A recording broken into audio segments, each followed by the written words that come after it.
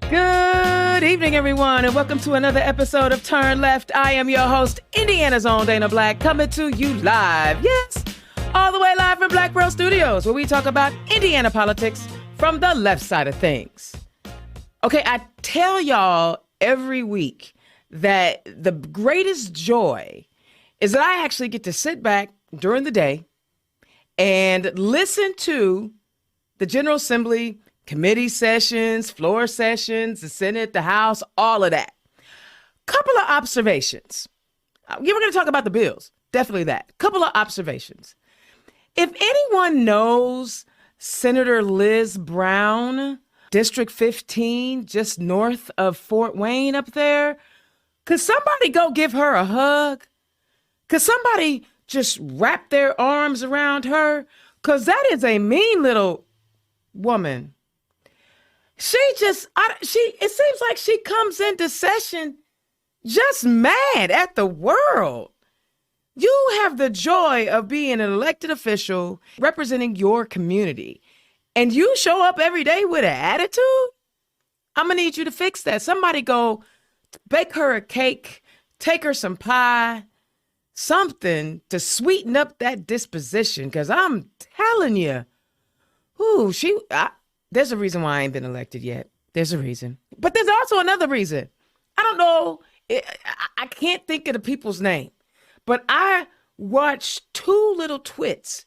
One in the Utilities, Energy, and Telecommunications Committee, and another one in the Government and Regulatory Reform Committee, just talk down and condescendingly to our reps. Like, one dude talked to Representative Cherish Pryor like she had no education whatsoever. And he looked like a little young fella. I don't know what kind of manners people were taught when they were younger, but my mother and my father always made sure that I was respectful to my elders, regardless of the position that I held. I'm gonna need these little people, whatever they are in their feelings, to try to be more respectful to the people who actually won their elections too. I mean, one person talked to Chris Campbell, Representative Chris Campbell, like she didn't win her election. Like she was just there because she was a volunteer or something. That's just me and my observation. They need to get their stuff together. I mean, I know y'all have a supermajority, and I know that y'all feeling real Vin Diesel-y about it all, but I'm going to need y'all to find a way to be a little bit more respectful.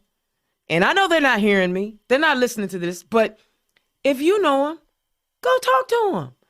See if you can get them some manners. Maybe. But that being said, there's a lot of bad legislation coming out of the State House, and I want to touch on a few things. The Indianapolis Star is a good place for me to kind of grab that information so I can, because I'm listening to it, but I'm also working, so I can't write everything down. So the Indianapolis Star does a really good job of kind of recapping what's happening at the State House. So if you get a chance to go over there, check it out. But I'll go ahead and highlight just a few things. Republicans say they still plan to pass HB 1008, which seeks to ensure that Indiana isn't giving special favor to financial institutions with social, political, or ideological interests when it invests billions of dollars in state retirement funds. This bill was authored by Ethan Manning, a Republican from Logansport. Houston told the Indy Star this week that the bill remained a high priority for House Republicans, and an amendment should tighten up some of the bill's language. Houston said it still expects the bill to pass the House. Democrats were happy about the amendment and that it was moved on the agenda. The bill should never see the light of day, says Representative Ed Delaney of Indianapolis. It's encouraging that my Republican colleagues are beginning to recognize how foolish it would be to hurt companies with bright futures for the sake of propping up companies on the decline. Sound familiar, y'all?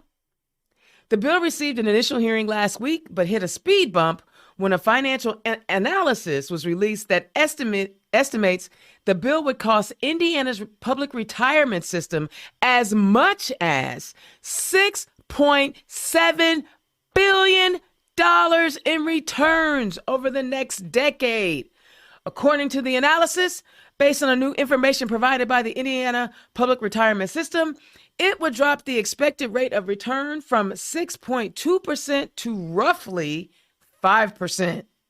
Such a large decrease in investment earnings would result in increased unfunded liability and could require a significant increase in both employer contributions and state fund appropriations to make up the difference. See, these people have their ideology all lined up on what it is that they want to pass. Oh, well, if they down with, woke, we want to make sure that they're not investing any of these retirement dollars into anything woke.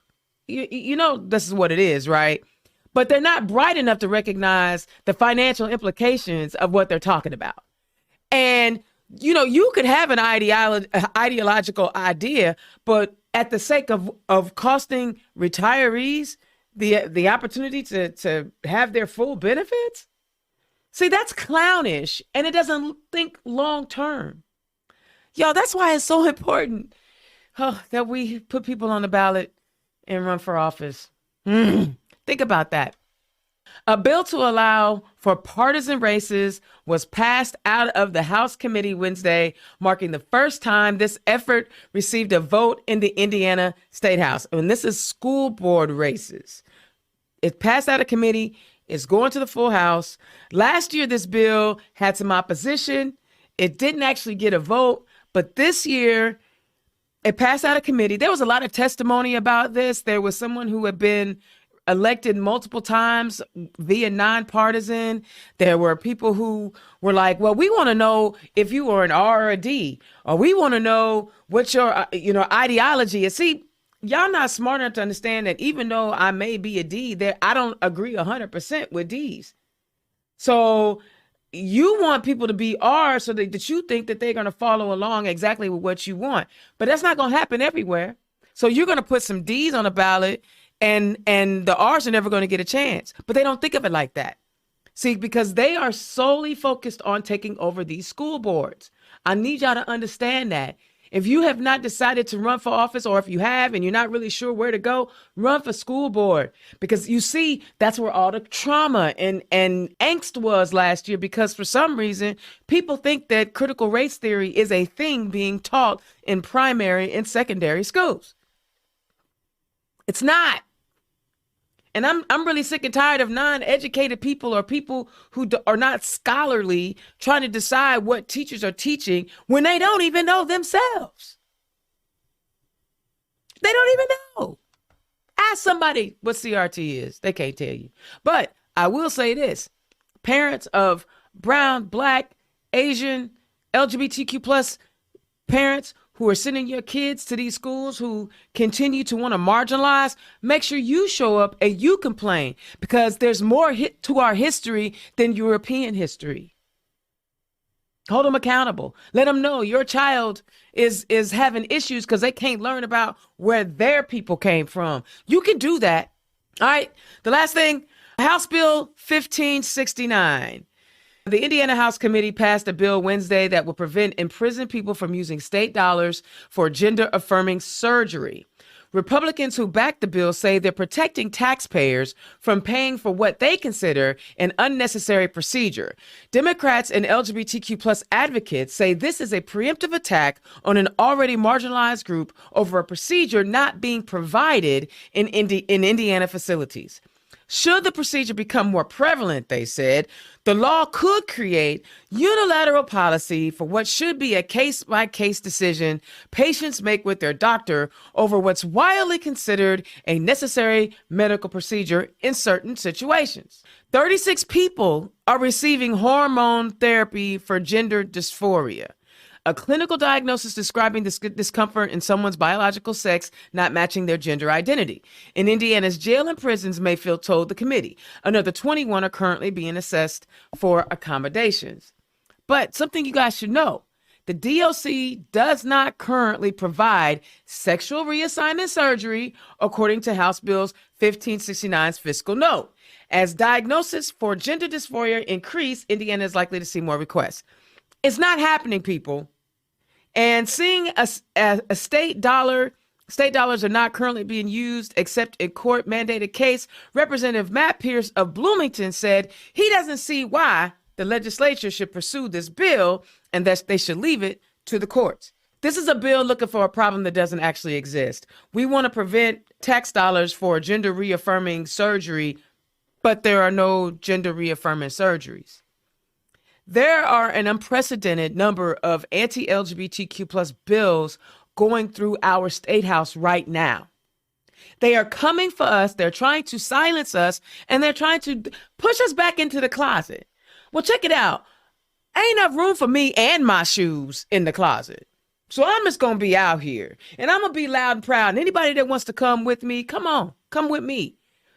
But the bottom line is they are attacking us. Do they not realize, and have we not been clear enough that we are tax-paying citizens as well, and we pay their salaries, and their attempt to continue to marginalize our LGBTQ plus community you're using my tax dollars to marginalize me. I'm having a problem with it. You know, I sit on the board of Indiana Stonewall Democrats. If you don't have anything else to do this Saturday, come out to our Love is Love event, because we are raising money. All of the money that we raise goes toward our endorsed candidates. Our endorsed candidates are people who are going to fight for us, fight for our community. We give them financial contributions. That's what we do, because we don't have enough people in the state house. We have one out. I'm going to say it like that because, you know, Republicans always be wanting to touch somebody at a conference and don't nobody know about it until they get a complaint. But we have only one out and proud LGBTQ plus elected official in that state house, and he can't do it by himself. We got to send him some help in both chambers. So all of my LGBTQ plus folk, come to our fundraiser. Let's talk about you running for office, and all of our allies. You know we support you too, so don't trip. We got you. Don't trip.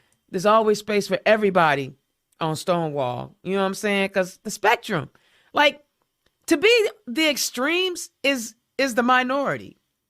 I mean, everybody knows what a bell curve is, right? There are more people in the middle. You got to embrace your inner middle. You got to embrace your inner middle. That's all I'm saying. All right, candidates, you know, the filing deadline is come and gone, and you've got your budget, and you know what you need, the things that you require to have an effective campaign. Do you need content creation? Of course you do. You need somebody that can help you put together a nice video short, 30 seconds or less. Hit Black Pearl IT Solutions, Black Pearl Studios, and Indiana's own Dana Black. Talk to me. Let me help you put together some content. I'm not here to make a whole lot of money. I'm trying to elect Democrats. Let's just keep it real. Because you can find somebody that can do a $5,000 video for you. That's not what I'm here for. I'm trying to help you guys, help our candidates get the exposure they need, get their messaging out so that they can continue the hard work, so that I can get more people in the state house to fight against crap bills. Y'all hear me fussing about it? Help me out. So let me help you help me. That's it. Let me help you. Indiana's own Dana Black, turn left, Black Pearl IT Solutions. So look me up so that you can get the necessary content created for your campaign. All right, it's time for my guest. I'm super excited about our guest because, you know, one, I don't think that we pay enough attention to Fort Wayne. So this is the second week in a row that I've had someone running for the at-large seat in Fort Wayne for the city council. First of all, she's a Hoosier Women Forward. She's everywhere, making a name for herself. She done dropped the gauntlet. She said, I'm here. She's doing a thing. Y'all give it up for Stephanie Crandall running for city council at large in Fort Wayne. Stephanie, welcome to the show. Thank you so much for having me. I'm so excited to be here. I'm excited that you are here. Now, Connor Wright is new to me.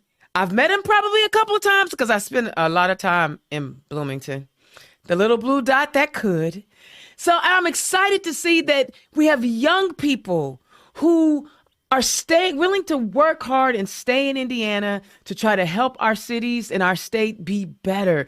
That's what's exciting. An engaged young person. Y'all need to get some more. Y'all give it up for my guy, Connor Wright, who is running for Bloomington City Council District 3. Connor, Welcome to the show. Thank you so much. I'm excited to talk about the campaign and getting young people involved in the whole 9 yards. I love it. Okay, first question out the gate. Did y'all watch the State of the Union? Okay, we know President Biden gave, all he did, but I gotta ask, did you like his sucker move, his rope-a-dope move he did on the Republicans? Because yes, they've been talking about getting rid of Social Security, Medicare, and Medicaid. But tell me, what did y'all think of the State of the Union?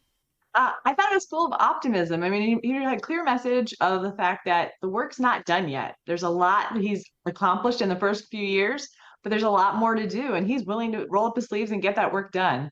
And that's really, a lot about what happens on the local level too. So I really related to what he was saying about what was going on in DC because we have so much that we have to do, and we have to work with each other. And as long as we have that same goal of promoting our democracy and really making sure that we are committed to our country, then we will be able to do those things together. Absolutely. What say you, Connor? Yeah, I thought it was a pretty good speech. Usually a State of Union is a little bit boring and What? feels as long as it is. But this time it was actually, it was exciting. It was interesting, I thought. And I really liked, the little section they had where he was playing with the audience a little bit. And he actually did that a few times. I thought that was really good. Well, and for people who think he seems to be so slow and he's so old, he played him like a fiddle, baby. He was like, some of these Republicans, and they were like, first of all, the decorum is out the window. We're going to let that go now. We went from one clown shouting down President Barack Obama to a whole choir section now of maggots just making a bunch of noise. I hope he holds them to it. He's on his tour now. They wanted to call him a liar because he was reading from their pamphlet. But I'm glad you guys had a chance to read it. All right. That's our discussion on State of the Union. I thought it was fun. I just enjoyed the comedy, honestly. This is where we get to find out about our candidates, why they're running. But more importantly, you guys, their donate link is right there. Go ahead and click. If you like something they're talking about, please, please, please donate to their campaigns. Just click on the link. I'm telling you, they could use $5 goes a long way. All right, Stephanie, tell the people who you are and where you come from. So I have worked for the mayor of Fort Wayne for the last 9.5 years. Mayor Henry. Yes, I have, Mayor Henry, yeah. I've been part of its administration and been doing a lot of things on behalf of the citizens of Fort Wayne, but my story goes back way before then. Actually, it was the first day of my civics class in 9th grade when my teacher asked what special event in history had just experienced a milestone anniversary. And I raised my hand and said that it had been the 75th anniversary of the passage of the 19th Amendment, giving some women the right to vote. And that led to a conversation about how few women there were in government. And at that moment, I felt a spark inside me light and really call me into a career in public service. So everything I've done since then has been tied to serving in government. And really, I've been focused a lot more, mostly on local government. Went to law school so that I can understand how laws were made. Worked with a law firm in Indianapolis where most of my clients were local government. Went to DC and advocated on behalf of local government on the federal level. And then have been serving here in Fort Wayne on the local government level to make sure that we can actually get things done. So I'm really excited about taking my career to the next level and being part of the Fort Wayne City Council to be able to make sure that we are serving all of our community and that we are really providing those services and helping people realize that government is not something to be scared of. It is accessible, but it has a place that we have to be able to make sure that we are serving every single one of our residents. I love that. And so, I'm glad that you brought up the fact that we as women are well underrepresented based on our population, right? We're 51% of the population.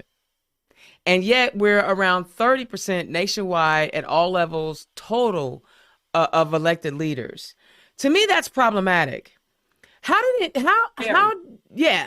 do you think it would be different, or we could have a greater impact if we allowed more women, or we had more women elected to office? We are much more collaborators when we're at the table. We work with each other to find out where are our common grounds. And even though we have differences, we might be able to address those. So, I mean, right now, Fort Wayne City Council has 2 women on it. And as far as I can remember, it's really only had a couple. So we need more women at the table. And that's part of the reason why I'm running, is to make sure that we have those voices. There's a lot of times where on behalf of Mayor Henry, I walk into a room and I might be the only woman. And so making sure that we have people who look like us, who represent our thoughts and feelings and our experiences, and who are also willing to hear from everybody else about their experiences and share those as well. And that's what women bring to the table, is hearing from each other and having that empathetic nature that really gives us the confidence to be able to create solutions that go to the heart of the problems and not necessarily just focus on some short wins. So I think when we bring women to the table, we really get better solutions. I agree, except for there are a couple of women I'm gonna need to throw overboard. We can do that. We can do that. You know, that Bobart, yeah. MJ whatever, MJG whatever.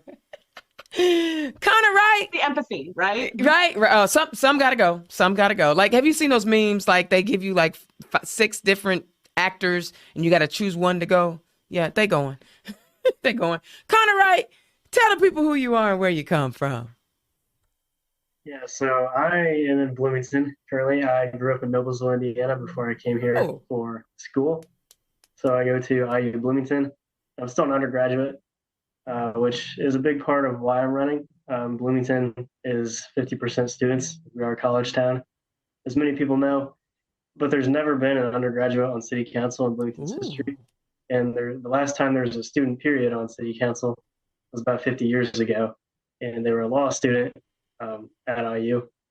And I think it's important to have different perspectives on city council.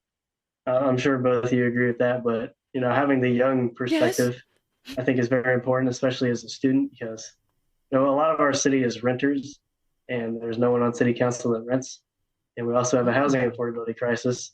So it's kind of difficult to solve that issue if you don't really have experience with one aspect of the housing affordability crisis, because owning a home and renting are vastly different. Absolutely. And also, I just think it's important to have people that use different forms of transportation. I don't typically drive. I usually ride my bike or walk. Sometimes that's dangerous. I almost got hit by a car today. So what? I think it's, yeah. And it happens, like once a week. So, we need to do more to protect cyclists and pedestrians here, just take care of all Bloomingtonians. And that's kind of crazy that you're telling me that in a college town, I guess down on Kirkland, a couple folks got hit by a car not long ago, right? Just like a couple months ago. It's a semi-regular occurrence, unfortunately. So last week I had Sean Johnson on, and he is the president of the Allen County Young Democrats. And we talked about the importance of infusing that young energy and the perspective of young people. I'm still trying to figure out where my Woodstock people went to. I don't know what happened to them. They were the revolutionaries, and then I don't know. I'm telling you, you hit on some things that are so incredibly important, because when you don't have a diversity of thought, that means everybody's issues are not being addressed. And now, what do you say to those, though, who are like, but Connor, you haven't lived long enough? Because I've been guilty of saying it. Yeah, that's something people don't really say that up front. It's kind of something that they're thinking. They're not like, sorry, I don't really support young people. But they'll be like, oh, I'm looking for somebody else. What that really means is you're pretty young. I don't think you know what you're doing. I'm going to try to find someone who's closer to my age or has more experience.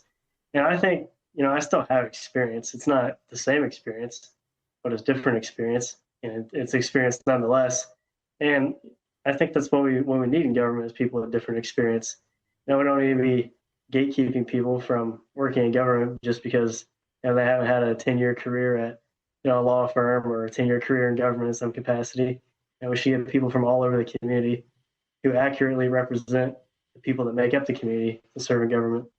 I couldn't agree with you more, 100%. When I ran for office in 2015, 2016, I had never ran for office before. I didn't come from a legacy, a family. I was an IT chick.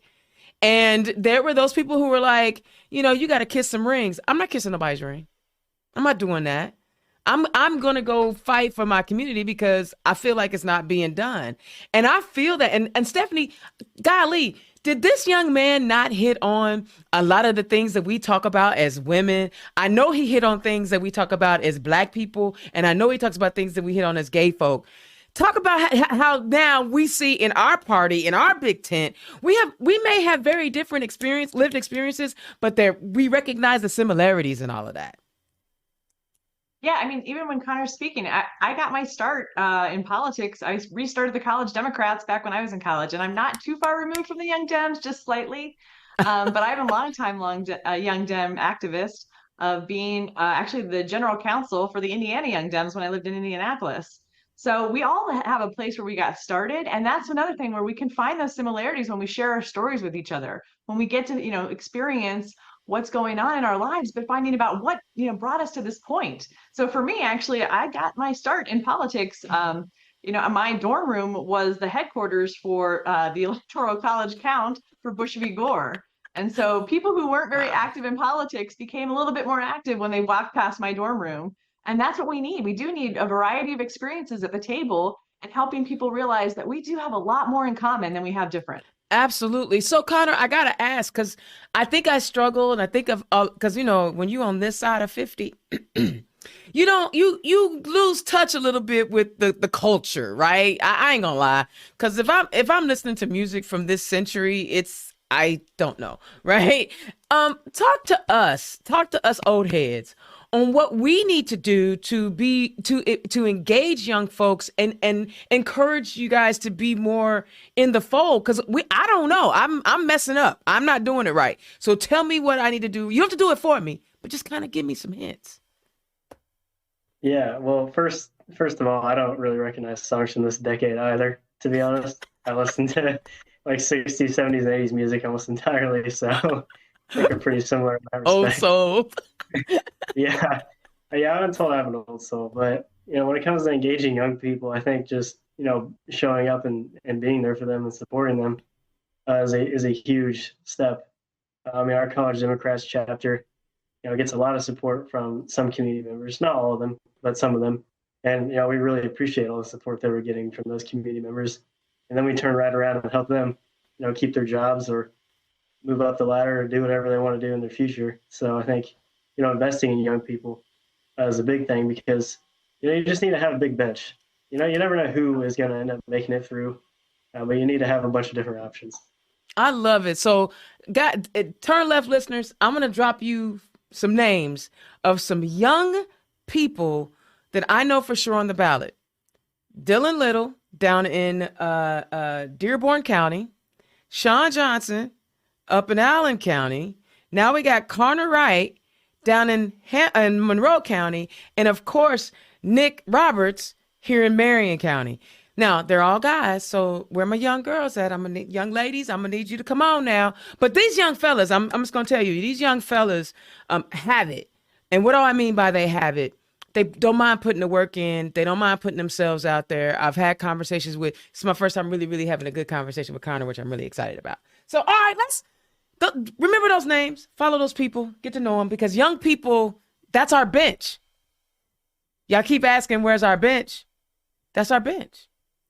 So, all right, every candidate, every campaign has some issues that they are focused in on and which propel them to put their name on the ballot.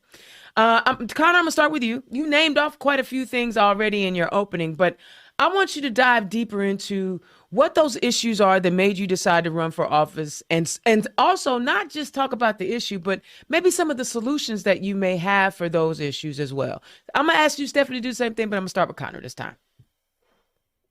Yeah, I did name a few of them. Housing affordability is number one. It's number one for most people who are running for office in Bloomington, just because it is a big problem here and it's not really getting better. But I think the solution is to embrace change a little bit in our community. If the city is not growing, then it's dying. And so we have to keep changing. We have to, keep building more houses for people who live here. Because it's great to create a bunch of jobs, which we do. Bloomington's a thriving economy. But if we don't have the same number of housing units coming in with the jobs, then that creates the market that we have right now where it's very hard to find an affordable home. And if you have a budget of under $1,000 a month for an apartment, there's only like 4 or 5 spots that you can live in the city, and they're not always the most desirable spots. So, we need to Right. increase the supply of housing chiefly, um, as well as embrace a little bit of change and recognize that as sad as it may be, things aren't always going to be the exact same, and we have to keep up with the times. Okay. A couple other issues though are transportation. So that includes like public transportation and safety when we're walking and biking around the city. And I mean, I'm a big believer in protected bike lanes.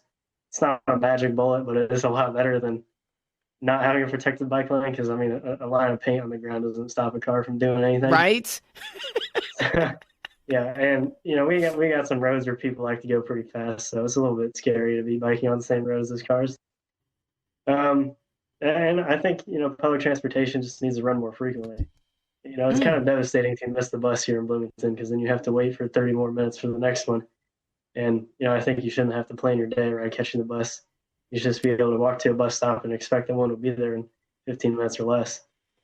And then the last thing is climate change and sustainability.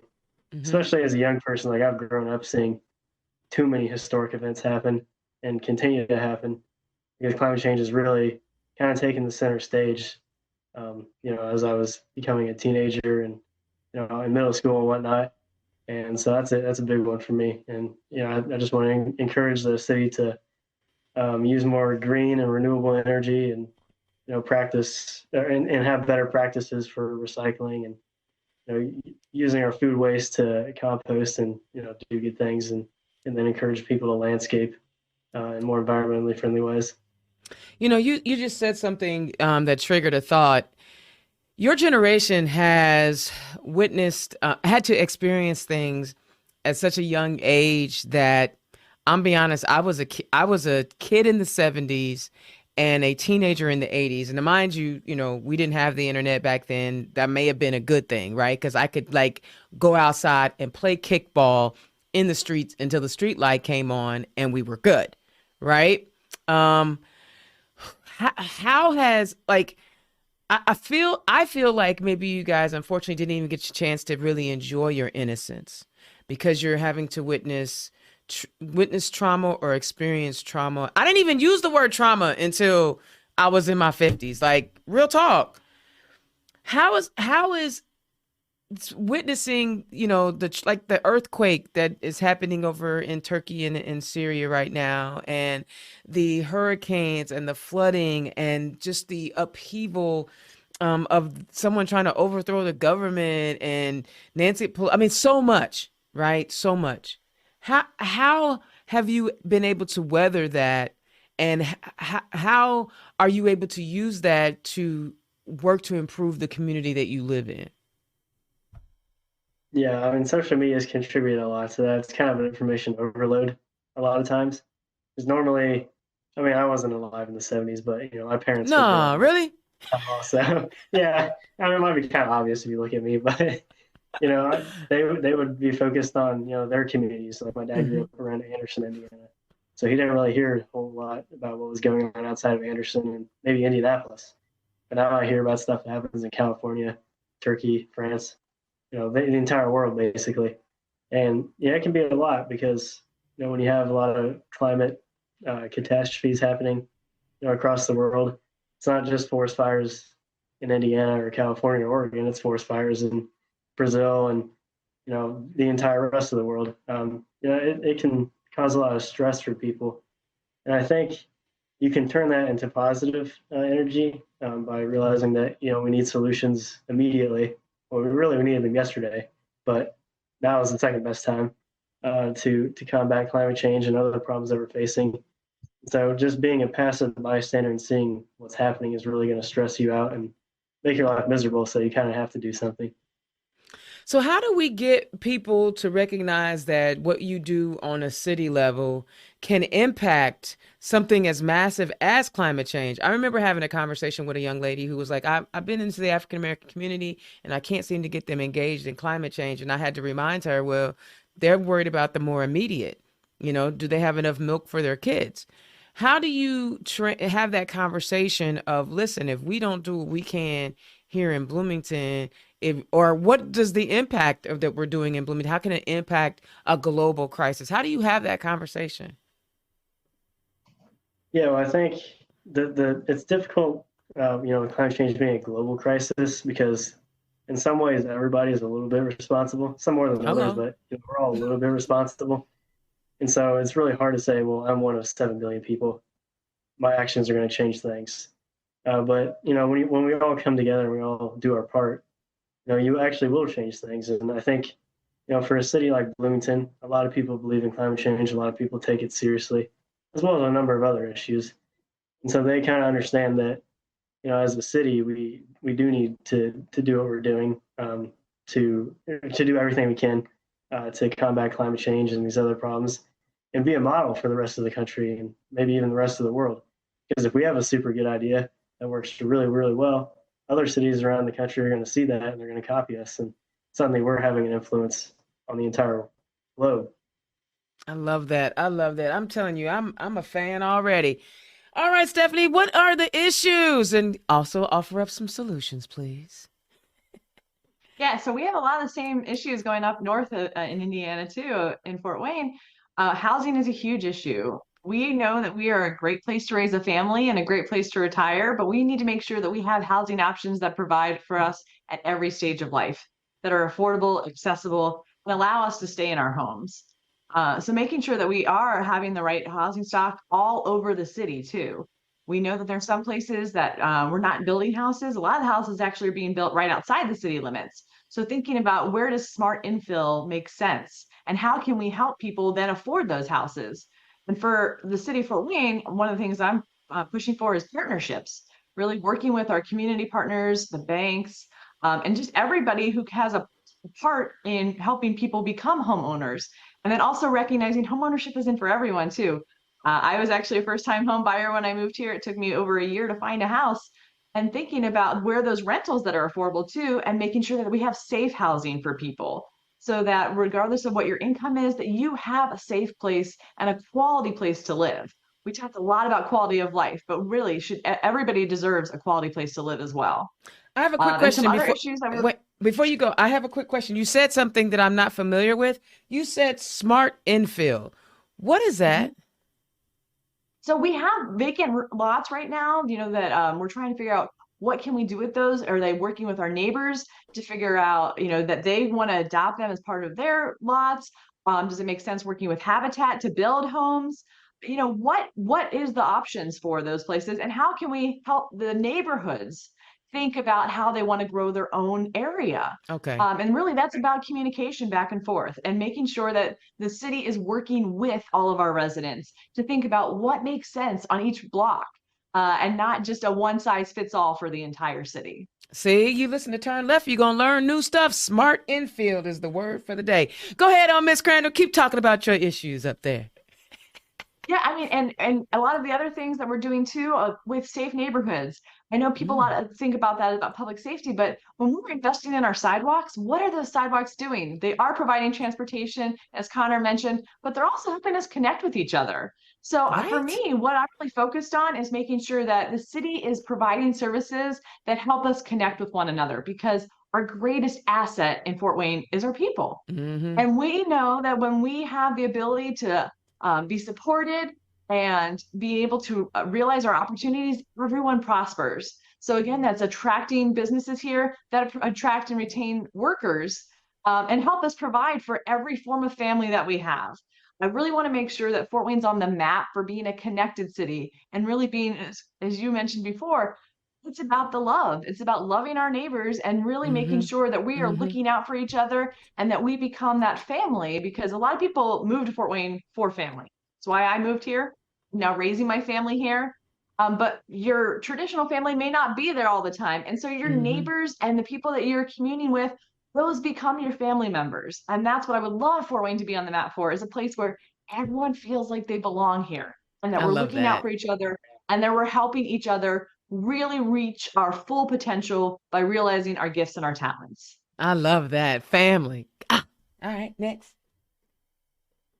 I So get yeah, I excited. mean, Well, I mean, if you think about Who's Your Woman Forward, right? It's our sisterhood and helping each other strive to reach our full potential in whatever part of the state we're in.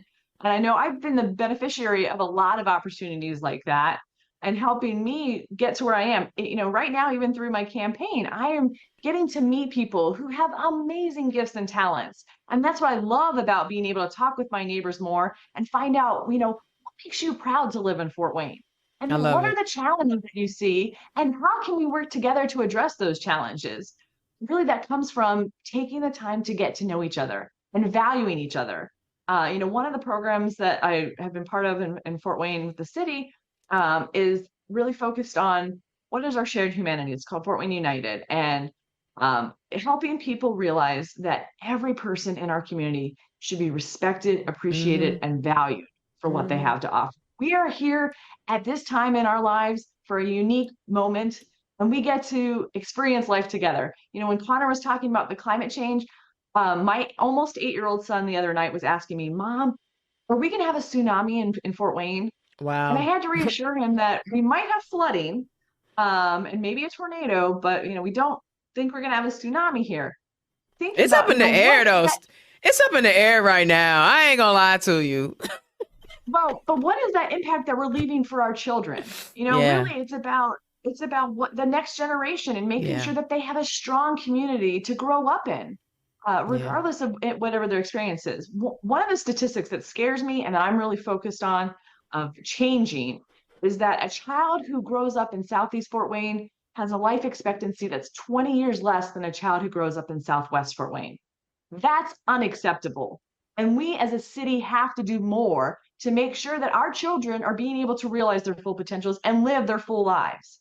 So there's a variety of policies that I've been working on with the mayor internally, and I know I can do a lot more on the outside of being on the city council table and fighting for those policies.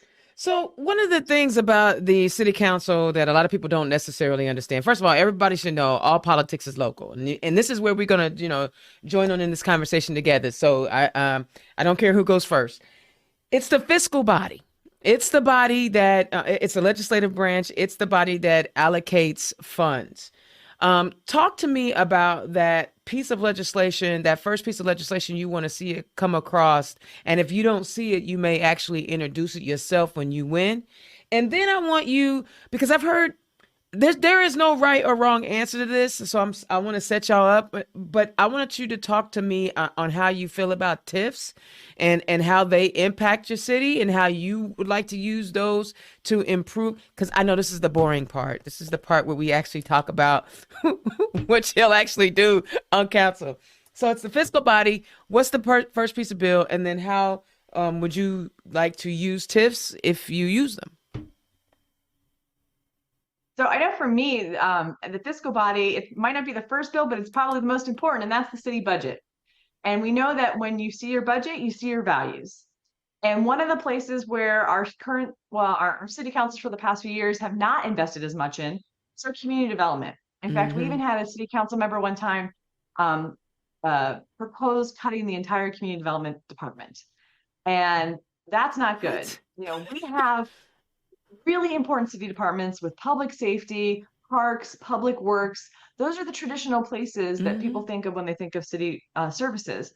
But our community development division is absolutely necessary because they're the ones who are working with our neighborhood leaders to make sure that we're looking out for each other. Right. And so I would like to see more funds put in our community development department because there's important programming that needs to go on, and it leads then to the ability to attract people to live here, There's yeah, which there's a then goes, yeah, there's an yeah, ROI in that. There's a definite ROI to that. Sorry. absolutely. When we build up our people, then the rest will come. And so I want to make sure that we're doing more for that. And I'll let Connor weigh in a little bit more on that part. But then I'm happy to talk about TIF because I was a public finance attorney for a few years. And so Oh, Connor, we economic in development trouble. incentives are economic development incentives are a key part of thinking about what makes sense for a community. And that's something that I would bring to the table is the experience of being able to understand those policies. All right. So she's letting you jump in on the fiscal body Yeah. and maybe that first bill. Mhm. Yeah, some of the first priorities I would have would be, expanding our bike infrastructure in Bloomington. we have two one-way streets that kind of go through the heart of our city, Walnut Street and College Avenue, and they don't have protected bike lanes. The cars like to go kind of fast on them.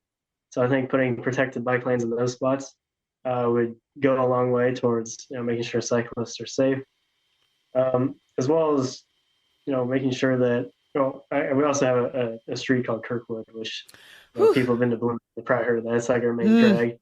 So students love to go there and eat food and have fun. And sometimes during the summer, it's blocked, like cars are blocked off from Kirkwood. So it's just a pedestrian only area. And I would kind of like to expand that and maybe look at other areas in the city where we could have pedestrian only spots, because it's really fun. Like you walk down Kirkwood and there's just people going everywhere, shopping, eating, and it's really safe because you don't have to worry about getting ran over by a car when you're walking in the middle of the street. You just have to make sure you don't run into the person who's walking right in front of you.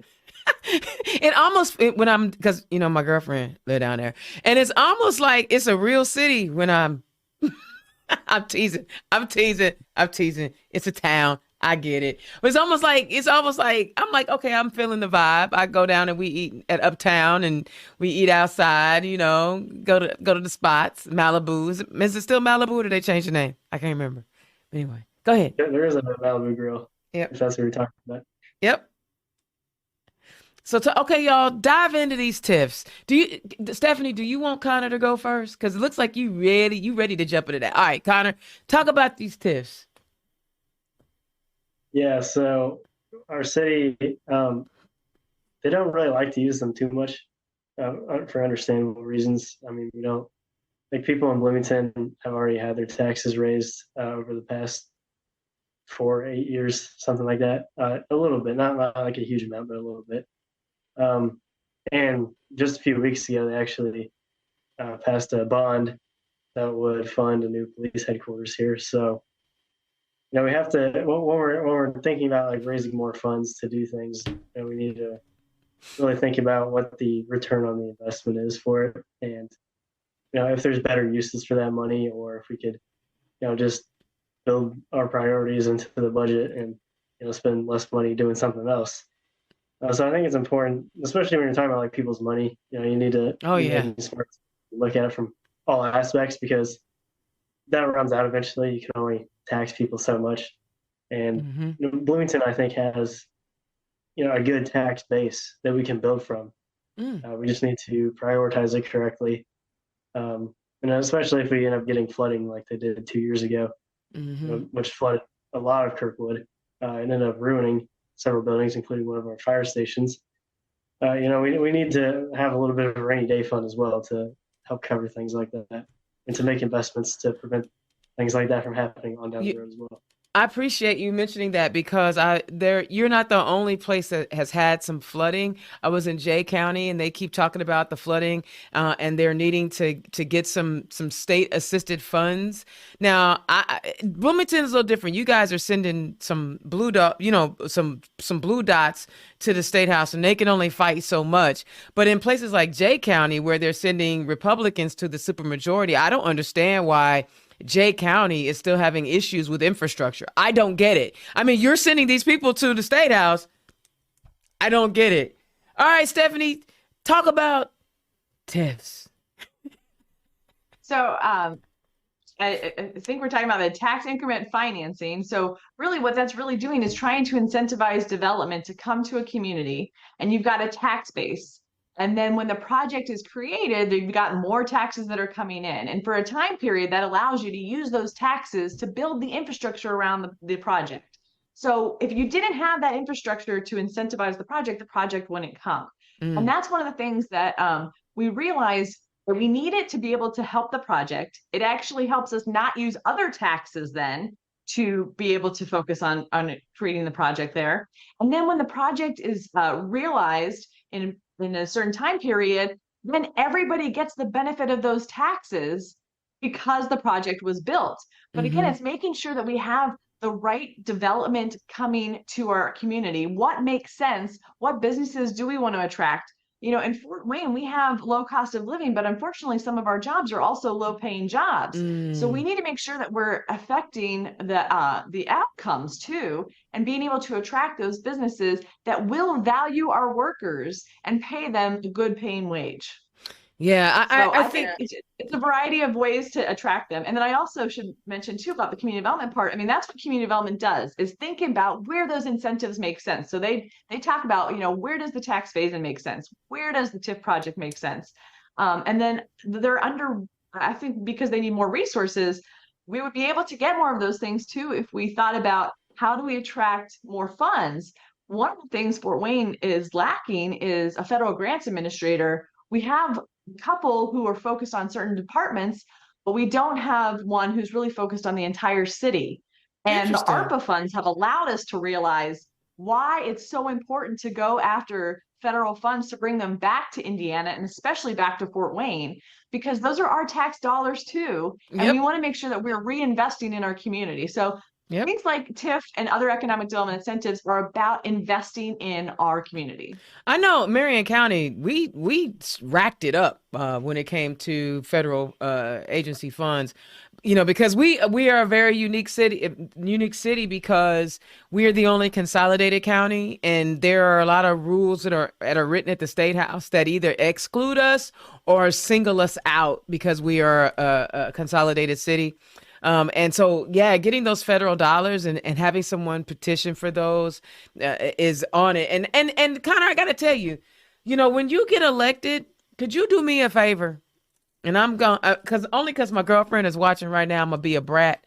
Could you make sure that you keep those council meetings down to a 3-hour maximum? Bloomington, it's all Democrats. What are y'all arguing about? That's the thing. It's all Democrats, so we don't have Republicans to get mad at. We have each other to get mad at. I mean, I would love to have 3-hour meetings though, because I'm still gonna, assuming I make it through the primary and the general election, I'm gonna have classes, and probably some of them are gonna be at like 9:45 in the next morning. Yes. So I don't want to be there past midnight for sure. Well, and see, that's the thing, and I say it lovingly because I love Bloomington. It's officially my second city now. I know Evansville wanted to claim it and some other places, but it's really my second city now. But I really need folks to understand how disrespectful it is to your constituents to have meetings that run that long because they have to go to work in the morning. So Connor, I'm charging you with it if you win. I'm teasing. Believe me, I do not want meetings to be that long. The first one I went to was 5 hours long, and I was like, well, that's great. I did not get any homework done or anything. I just sat here the whole time and watched the meeting. So. I went to one. Connor. It was when I was like, when you're trying to be sweet on your girl, you know what I'm saying? And like Nicole is the city clerk. And so I was like, I'm going to show up and hang out with her. I was like, I'm never doing that again. I'm like, I'm going home. This is ridiculous. I'm teasing, but no, I'm not. I'm serious because that's just too long. That is too long. Guys, we're coming up like super close to the end of the show. I gotta ask, did I miss anything? Was there something that you really wanted to get out that I didn't ask a question about? Because I want to make sure that, you are sharing your message. It was too, Nicole. It was that bad. Is there anything you guys want to get out?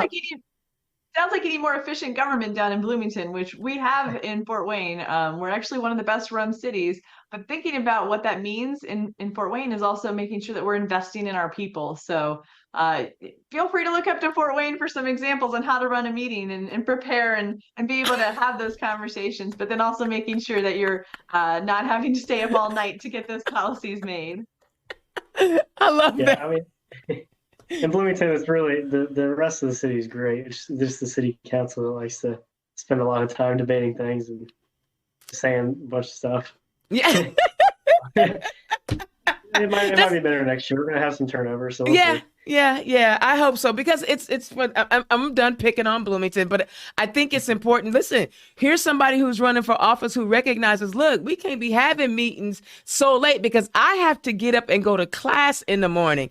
And maybe because some of your council folks, and I don't know, don't have those same early morning obligations. And, it again, kind of goes back to thinking about things that people wouldn't normally think about. If you have to rent, what does it look like? If you have to take public transportation, then what does it look like? If you have to ride a bike, what does it look like? And you're hitting on some really, really heavy hitting points. And I appreciate the different perspective that you're bringing to this. All right. Let's see. Connor, do you tell the people where they can find you and if you have any upcoming events that they can attend? Yeah, so you can find me on Instagram, Connor for Bloomington, Twitter, Connor for B-Town. It's a letter 4 for Twitter. And then Facebook is Connor, right? I don't really understand how to use Facebook. As being 20 years old, it's Wait. way too hard. I can't figure it out. I don't even know how to take that. You don't know how to use Facebook? Get out of here. Well, I downloaded it specifically for this campaign, and I still don't know what I'm doing on there. I'm feeling some kind of way. That's like telling me you don't know how to use.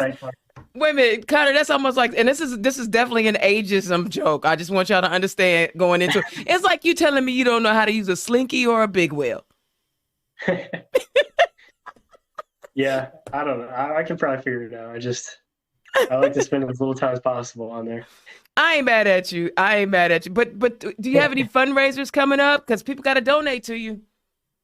Yeah, well, we just had our launch party last weekend. The main things coming up are volunteer opportunities. So if anybody's in Bloomington and they want to knock some doors, talk to voters, I can definitely use them. So reach out to me. You can find my contact information on any of the social media sites or on my website, Connor for Bloomington, and we could definitely use your help. I love it. Connor needs your help in Bloomington. All right, Stephanie Crandall, tell the people where they can find you.